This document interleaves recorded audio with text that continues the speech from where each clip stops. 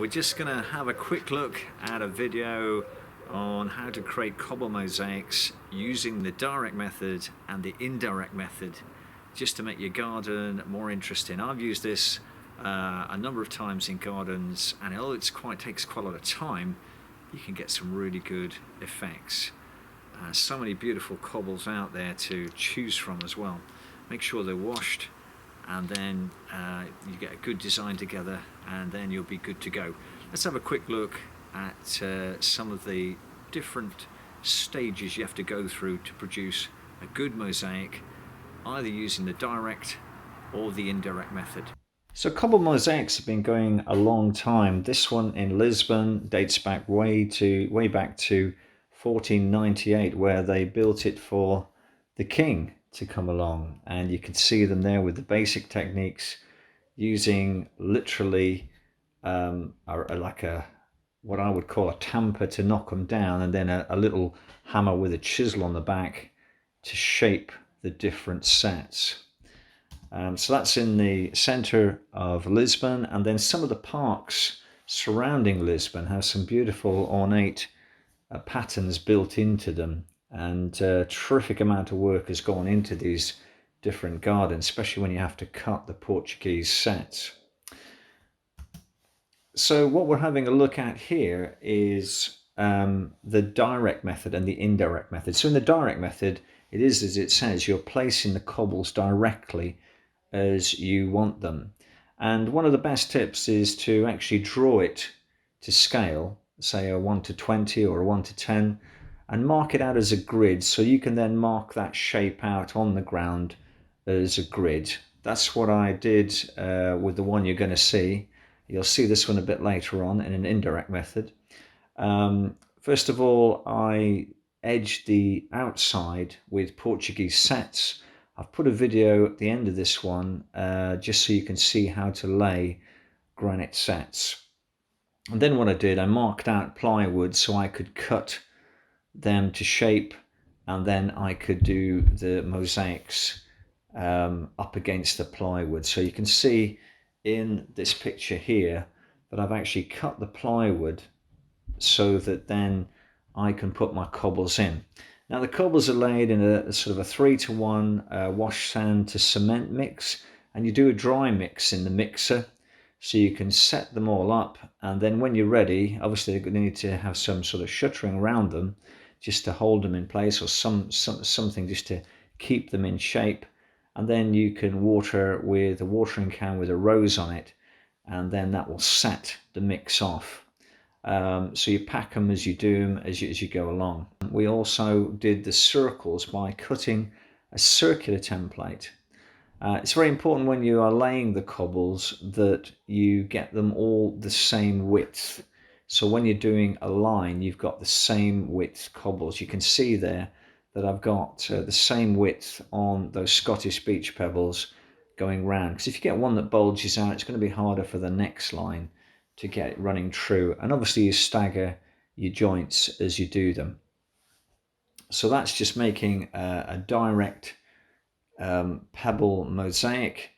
Some people actually draw the patterns in the sand and lay them in that. But in this case, it was quite a complicated one.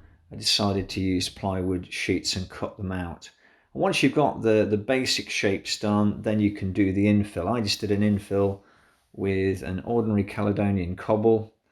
You can see the Portuguese sets around the outside, and you've got the Scottish beach pebbles. And then to finish it off, I just used a cloud tree on the one circle. We've got like a lantern water feature on another.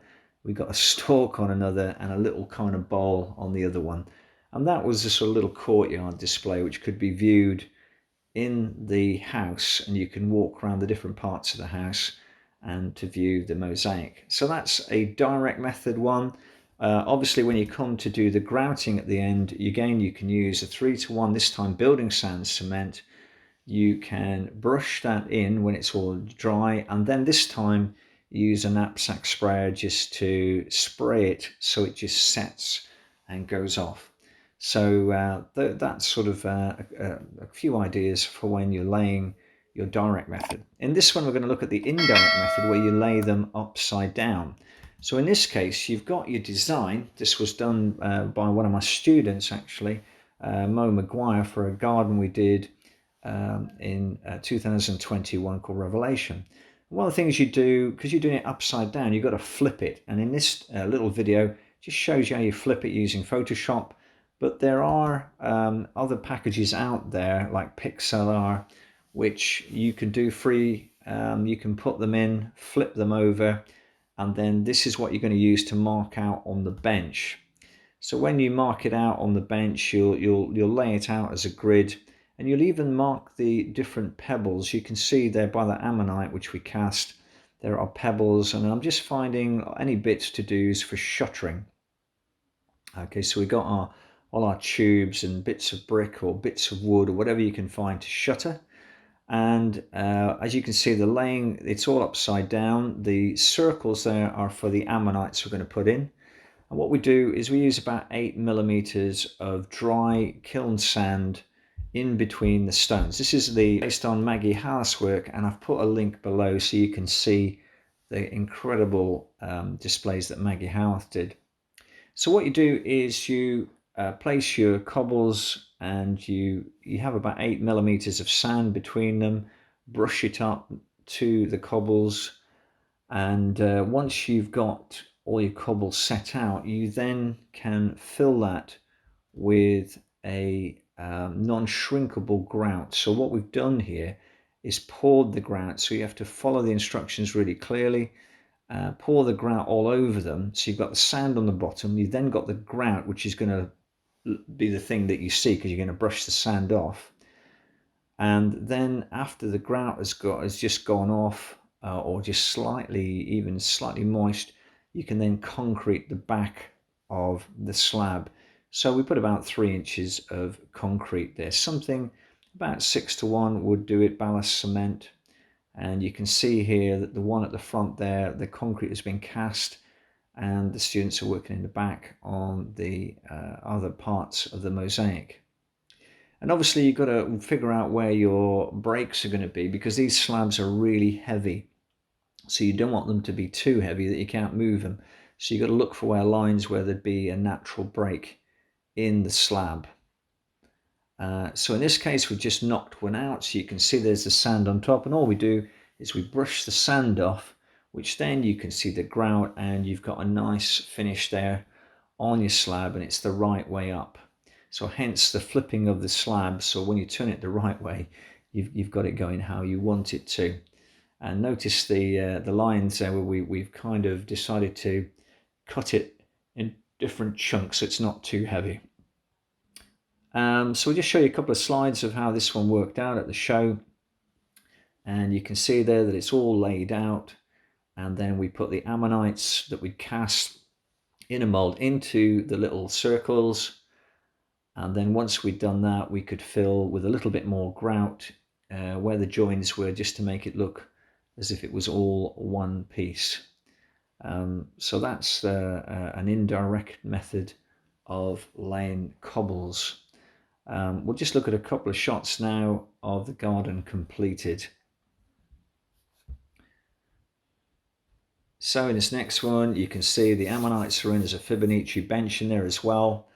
And it's quite a nice sort of flow of that black line running through the white cobbles there, with a little 1 or 2 Caledonian cobbles as well thrown in. And then we put a little bit of grout around the ammonites as well, just to finish that off. And then into the final garden, and the final garden you can see there with all the plants, it really starts to take shape and look really nice. So that's the indirect method.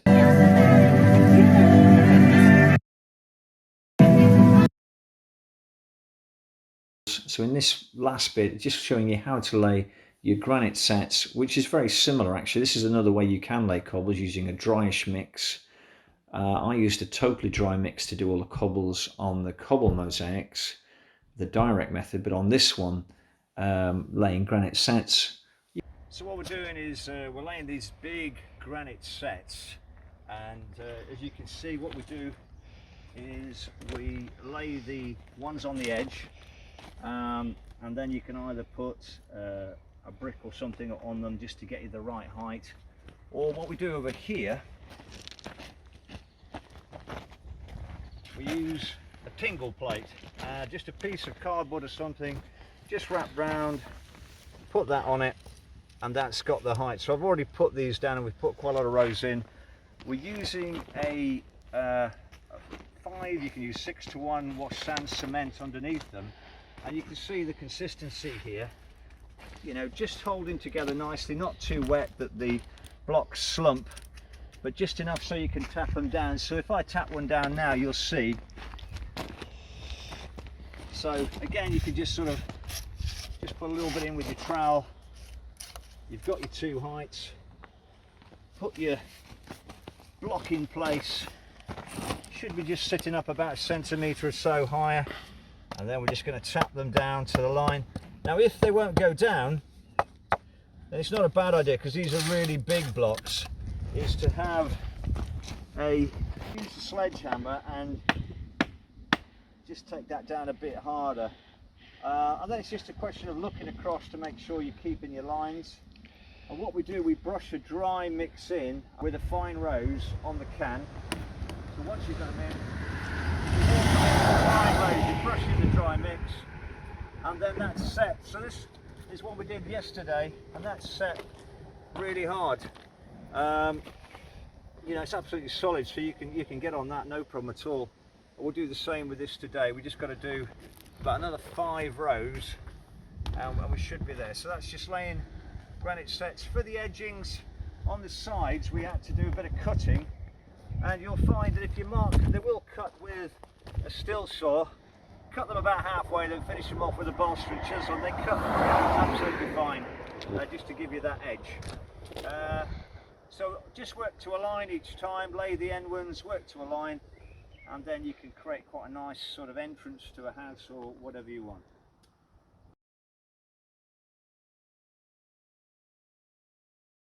If you got something out of the video and that you have a go with some cobbles, you can always do it totally dry first using sand if you're unsure, and just and then gradually build your confidence up.